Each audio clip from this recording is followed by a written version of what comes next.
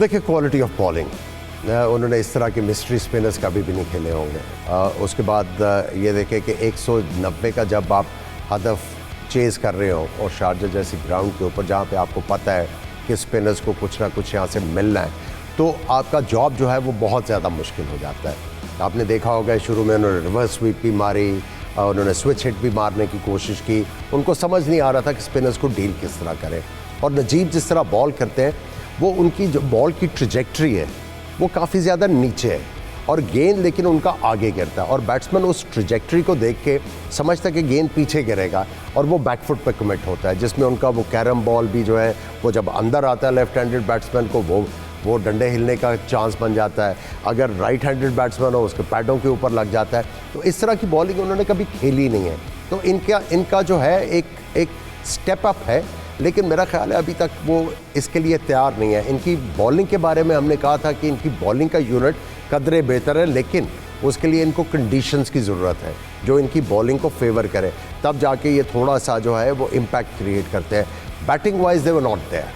आपको मैचेस में पिछला जब इन्होंने मस्कत में मैचेस खेले क्वालिफाइंग राउंड, तो आपको नज़र आ रहा था कि बैटिंग में वो वाला स्टैंडर्ड नहीं है जो इंटरनेशनल क्रिकेट में रिक्वायर्ड होता है। और मेरा ख्याल है कि इस तरह की बैटिंग जो उनके खिलाफ हुई है, मेरा ख्याल है उनके बॉलर्स ने इस तरह के बैट्समैनों को कभी बॉल भी नहीं किए होंगे। समझते पाकिस्तान के जो अफगानिस्तान के साथ मैच है, 190 का हदफ यानी 191 का आप हदफ दे रहे हैं, तो वो तो खतरे की घंटी दूसरी टीम्स के लिए भी। खतरे की घंटी तो है कदरे। देखिए अफगानिस्तान की जो बैटिंग लाइनअप है, अगर आप उनके सारे बैट्समैनों को देखें, सिवाय नबी या एक आधा और होगा जो करेक्ट बैट्समैन है, अदरवाइज इनके सारे बैट्समैन जो है हर गेंद को हिट मारने की कोशिश करते हैं, और उसमें जब क्वालिटी बॉलिंग आएगी तो वहाँ पे आके ये जो है ये इनकी जो वीकनेसेस हैं वो एक्सपोज होंगी।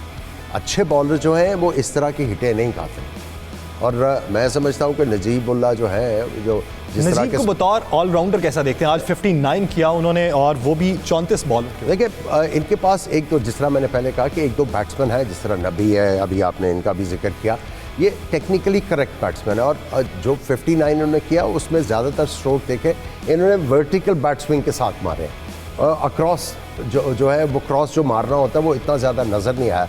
सो ये 2-3 बैट्समैन इनके हैं जिनके ऊपर ये डिपेंड कर सकते हैं, लेकिन ये शेर तब बनते हैं जब इनके जज़ाई या शहजाद जैसे बैट्समैन नए बॉल के ऊपर जो है इनको अच्छा स्टार्ट दें, फिर ये उसको जो है वो मोमेंटम को लेके आगे चलते हैं सही तरह। लेकिन जब इनकी अर्ली विकेट्स गिरती हैं फिर इनको बहुत ज़्यादा जो है वो परेशानी का सामना करना पड़ता है। स्कॉटलैंड का मुस्तकबिल क्या देख रहे हैं? स्कॉटलैंड आपको वो स्ट्रगल करता ही नज़र आएगा। मैं वही कह रहा हूँ कि इनको कंडीशंस की ज़रूरत है, स्पेशली इनके बॉलर्स जो हैं ये ट्रू विकेट्स के ऊपर इनको वो वाली आदत नहीं है बॉल करने की। अब अगर आप स्कॉटलैंड की क्रिकेट की बात करते हैं, वहाँ पे मेनली क्लब क्रिकेट जो होती है वो 100 की विकेट्स के ऊपर होती है, बारिश बहुत ज़्यादा है वहाँ पे, विकेट्स जो हैं ज़्यादातर कवर्ड नहीं होती, गीली पिचेस के ऊपर खेलते हैं जहाँ पे बैट्समैन के लिए बड़ी मुश्किल होती है वो फंसे हुए गेंद को खेलने की और फ्रीडम के साथ खेलने की। इसीलिए आप देखते हैं कि इनके ज़्यादातर जो बैट्समैन हैं वो डिफेंसिव टेक्निक वाले हैं, और जिनके पास जो है वो एक्सटेंशन जो है डिफेंसिव स्ट्रोक की नहीं है। मैं ये नहीं कह रहा कि बड़े स्ट्रोक, वो दूसरे भी नहीं है जो ऑल अलोंग द ग्राउंड खेलते हैं, लिमिटेड प्लेयर्स हैं, और ये इनकी लिमिटेशंस जो है वो बड़ी टीमों के खिलाफ आपको एक्सपोज होती नजर आएगी।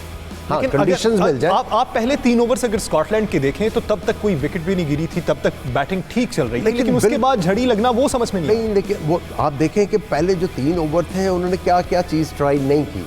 बैट्समैन जो है रिवर्स स्वीप तब जाके मारने की कोशिश करता है जब उसको सामने रन्स नहीं मिल रहे। तो आप एज ए बैट्समैन कहते हो कि मैंने बॉलर को जो है अपसेट करना है। पहले ज़माने में जो थी वो स्वीप होती थी कि बॉलर को अगर आपने उसकी लाइन से भगाना तो स्वीप मार दो। अब ये नई इनोवेशंस आई हुई है, रिवर्स स्वीप, और ये तब आप एम्प्लॉय करते हैं जब आप डेस्परेट हैं, जब आपको सामने रन्स नहीं मिल रहे।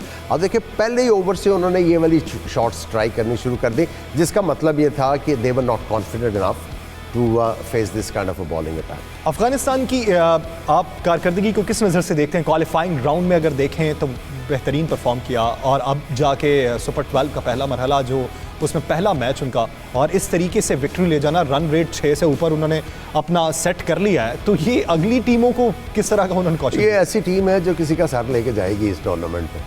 ये जब ये इनका दिन हुआ तो जिस तरह इनके बैट्समैन, टॉप ऑर्डर बैट्समैन खेलते हैं, अगर उनकी लगनी शुरू हो गई तो उसके बाद ये किसी बड़ी टीम को अपसेट नहीं। आप देखें पाकिस्तान की कितनी बड़ी विक्ट्री कल की, लेकिन पाकिस्तान का रन रेट देखें तो कहाँ पे आज इनकी एक। आप ये विश करें कि जब पाकिस्तान इनके खिलाफ खेले तो वो आउटराइट टर्निंग विकेट ना आपको मिल जाए, वहाँ पे आपको जो है वो परेशानी हो सकती है। अब 29 को मैच पाकिस्तान और अफगानिस्तान का किस नज़र से देखें? अभी बड़ा टाइम है, देखते हैं। फिर कल के मैच पे बात कर लेते हैं। अब कल का मैच हमारा इसी विकेट पे है, तो हमें चेंजेस क्या करनी है अपनी टीम? देखिए, कोई चेंज करने की जरूरत नहीं, स्ट्रेटेजी कुछ भी नहीं चेंज करना। आपको सिर्फ और सिर्फ जो है वो जो रिक्वायरमेंट ऑफ द सिचुएशन है, आपने कंडीशंस को रीड करना अच्छे तरीके से, ऑपोजिशन को रीड करना। देखिए, अभी न्यूजीलैंड की जो बैटिंग लाइनअप है बहुत ज़्यादा प्रेशर में है, बैटिंग लाइन प्रेशर में है, उनके बॉलर्स बहुत अच्छे हो रहे। अभी तक उनका जो यूनिट है, बैटिंग यूनिट, वो जेल नहीं कर पा रहा। चेंजेस भी हुई, उन्होंने नए प्लेयर्स ट्राई किए, बांग्लादेश में ट्राई किए, बहुत ज़्यादा उन्होंने स्ट्रगल किया, उन कंडीशन में स्ट्रगल किया, तो अगर यहाँ पे भी गेम टर्न होना शुरू हुआ तो वो स्ट्रगल करेंगे। आप ऑपोजिशन को अच्छे तरीके से स्काउट द इंफॉर्मेशन, उनको अच्छी तरह रीड करें, अपनी अच्छी स्ट्रैटेजी बना के लेके आएँ और उसी तरह एग्जीक्यूशन करें जो आपने। आमिर भाई, हमारा अगर हम बैटिंग टॉप ऑर्डर देखें तो बड़ा स्ट्रांग है, कल के मैच को ही अगर हम तज्जियाती तौर पे अगर आगे बढ़ाएं तो। लेकिन आप क्या समझते हैं कि जिस तरह आज अफगानिस्तान के बॉलर्स लिया, कल न्यूजीलैंड के बॉलर्स की अगर हम स्कीम देखें तो वो रोकने में कामयाब हो जाएंगे? देखिए, बॉलिंग उनकी ठीक है, लेकिन एक दो बॉलर्स हैं उनके ऐसे कि जो आपको तंग कर सकते हैं। लेकिन आपका जो मोमेंटम बना हुआ है, जो आपको इस मैच के बाद कॉन्फिडेंस मिला है, आप उसके बाद मेरा ख्याल है कि ये जो छोटे छोटे हर्डल्स हैं उनको आसानी से आपको जो है वो अबूर करना चाहिए। बाकी कल भी हमने ट्रांसमिशन कर ली, उसके ऊपर बात डिटेल्स। नाज़रीन, हमने पिछले कई दिनों से क्रिकेट टेक्निक्स पे बात की है, हमने खिलाड़ियों की तराकीब पे बात की कि खिलाड़ियों में खुसूसियात क्या हैं, होम ग्राउंड्स पे हमने बात की कि किसके वो एज में जाएगा और ग्राउंड कंडीशंस किसके एज में जाएगी, इस पे हम तफसीलन बात कर चुके हैं। लेकिन एक नुक्ता ये है कि इन क्रिकेट मैचेस को देखने के लिए जो शायकीन की बड़ी तादाद मौजूद होती है, उनकी कैटेगरीज क्या हैं, उनके हौसले कितने बुलंद होते हैं या वो कितने नर्वस होते हैं, ये एक अहम नुक्ता है। इसी नुक्ते पे आज के प्रोग्राम के इस हिस्से में हम बात करेंगे। हमें ज्वाइन किया है एक ऐसे फैन ने।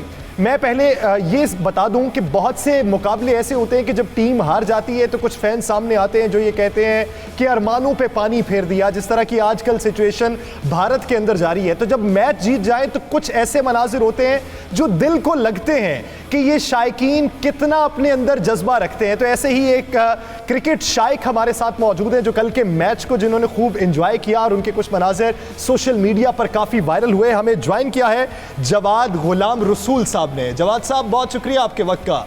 जवाद साहब, कल का एक बड़ा मैच जिसमें 80% भारतीय शायकीन मौजूद हों और उसके साथ साथ BCCI सारे टिकट्स ले जाए, उसके साथ अगर आप ये देखें कि वहाँ की तमाम तर इंतजामात में भारत ज़्यादा इन्वॉल्व हो, तो 20% शायकीन किस जज्बे के साथ इतने बड़े मैदान में उतरते हैं? देखिए, अस्सलाम वालेकुम, थैंक यू सो मच कि आपने मुझे मौका दिया अपने के ऊपर बात करने का। बात यह कि सर, पाकिस्तान की तो ये हिस्ट्री रही है कि उन्होंने कभी भी तादाद के ऊपर जो है वो मुनसर नहीं हुए। हम तो क्वालिटी पे हमेशा हमने अपना इन्हिसार किया है।